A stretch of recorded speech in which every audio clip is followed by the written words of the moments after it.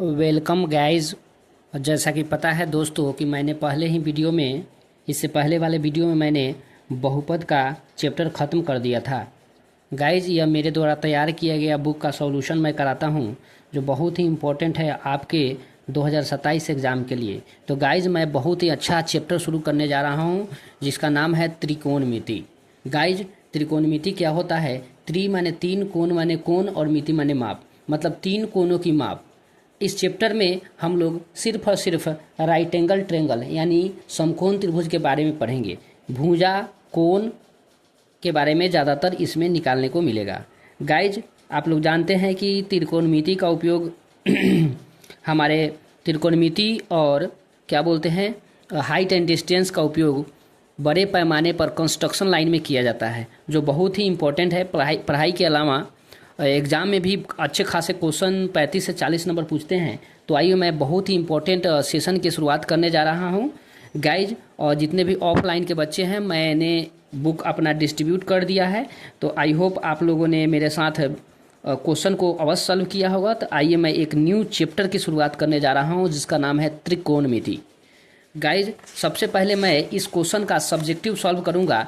Guys ये रहा हमारा मान सारणी, जो बहुत इंपॉर्टेंट है, आपको याद हर हाल में रहना चाहिए। इसके बगैर इस चैप्टर में आप सॉल्व नहीं कर पाएंगे क्वेश्चन को, ठीक है। और इससे पहले भी त्रिकोणमितीय अनुपात जितने भी होते हैं, 6 होते हैं त्रिकोणमितीय अनुपात, उनका हमने फार्मूला भी बता दिया था।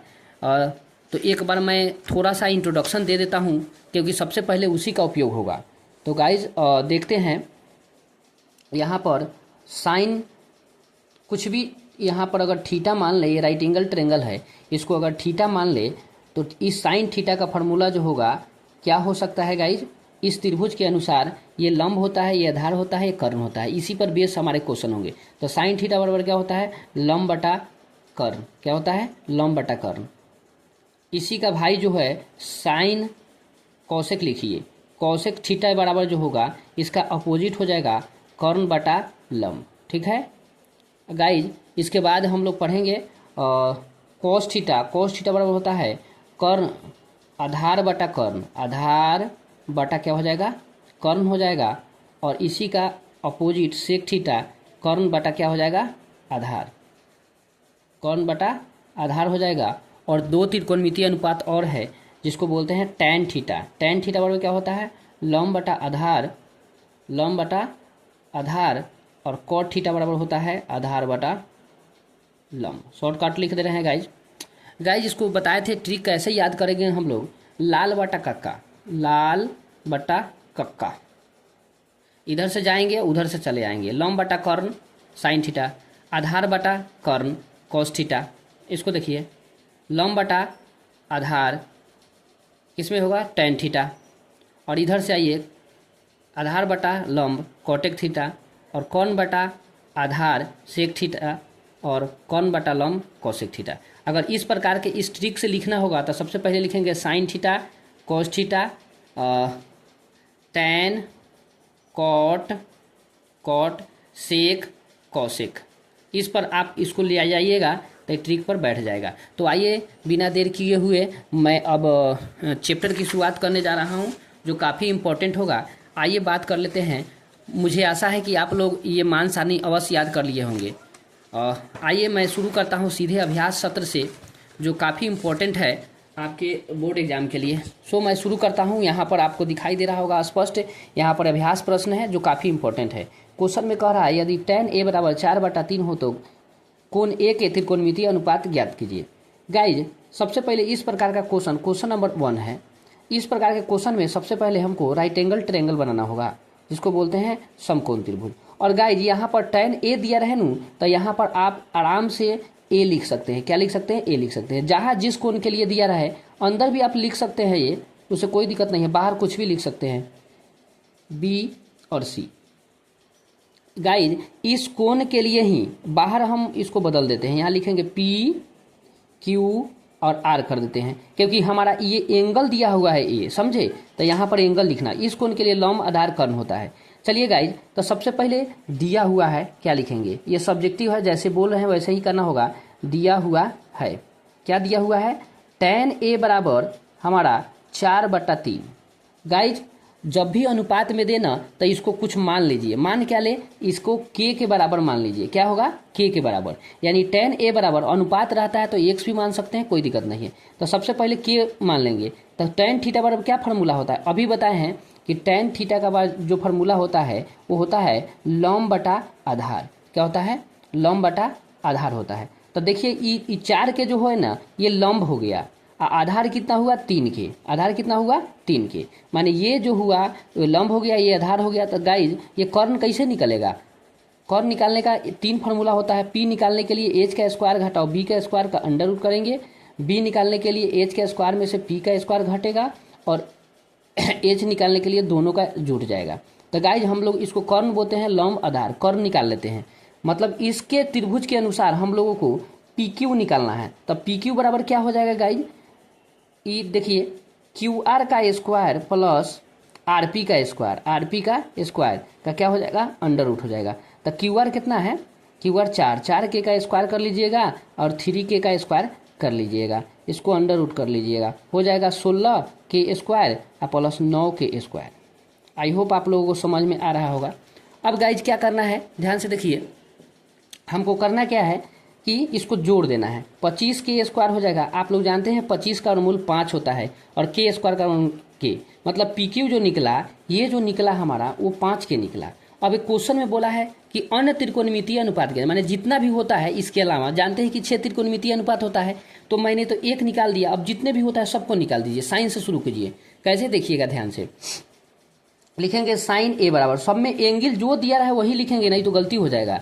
तो साइन A बराबर क्या होता है, लंब बटा, इस त्रिभुज के अनुसार लंब बटा कर्ण, लंब बटा कर्ण मतलब QR बटा PQ, यहाँ लिख दीजिए। और QR कितना है 4K और कर्ण कितना आया है हमारा 5K, K से K काट दीजिएगा 4/5।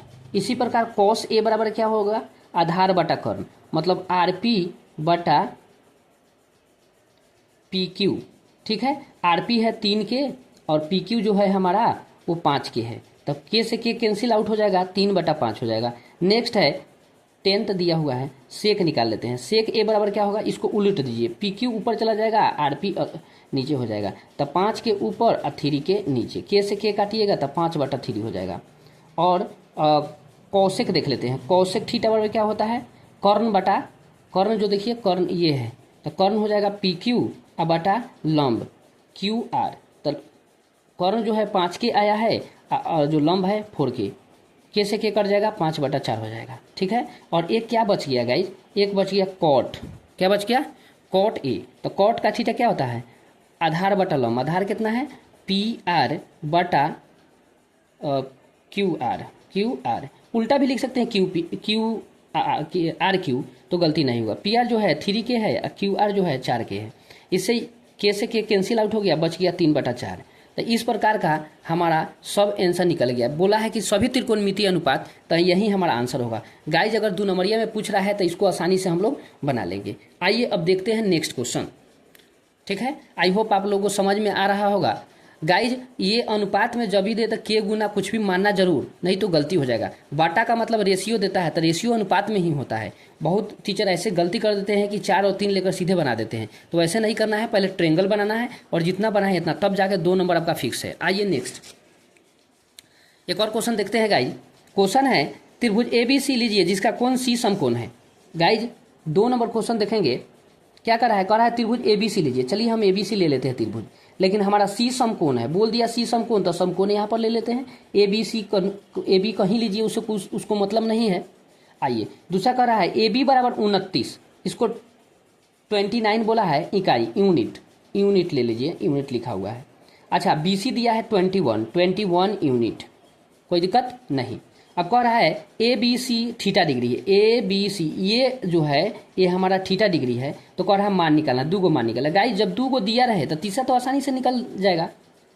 क्या लिख देंगे,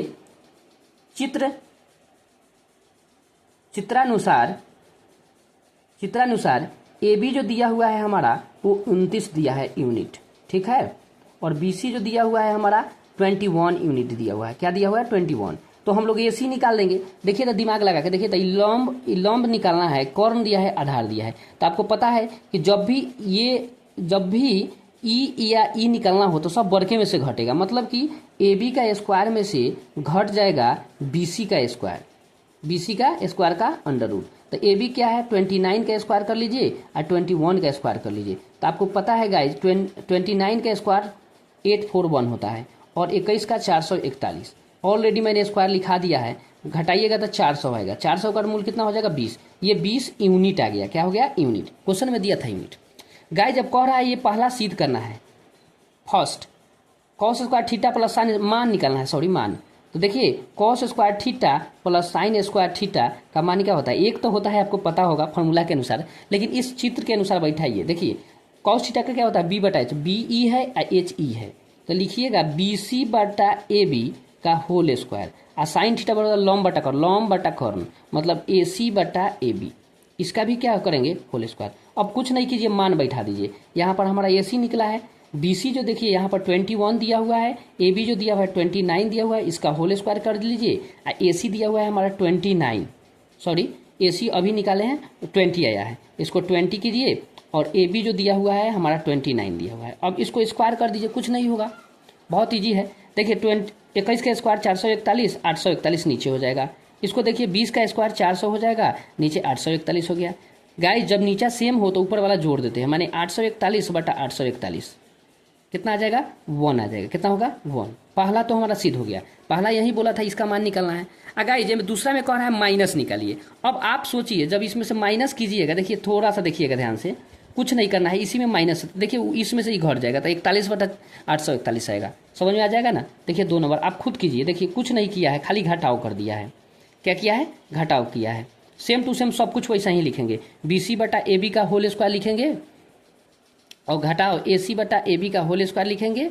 और क्या करेंगे 21 बटा 29 का होल स्क्वायर और 20 बटा 29 का होल स्क्वायर, जैसे कि तैसे खाली माइनस करना है। 441 बटा 841 घटाओ 400 बटा 841, तो 41 बटा कितना होगा 841, यही हमारा आंसर होगा। आई होप गाइज आप लोगों को बहुत अच्छा से समझ में आया होगा। अगर नहीं समझ में आया होगा तो एक बार वीडियो को पॉज करके जरूर देखिए गाइज, तो लंबा वीडियो हो जाएगा। मिलते हैं हम अगले क्वेश्चन में, 1 और 2 आप लोग जरूर सॉल्व कीजिएगा। और वीडियो अच्छा लगे तो शेयर कीजिए, सब्सक्राइब कीजिए और गाइज शेयर अवश्य कीजिएगा, जिससे हमारा मोटिवेट होते हैं और हमें अच्छा लगता है। तो गाइज मिलते हैं नेक्स्ट वीडियो में। बहुत बहुत धन्यवाद। Have a nice day. Thank you so much.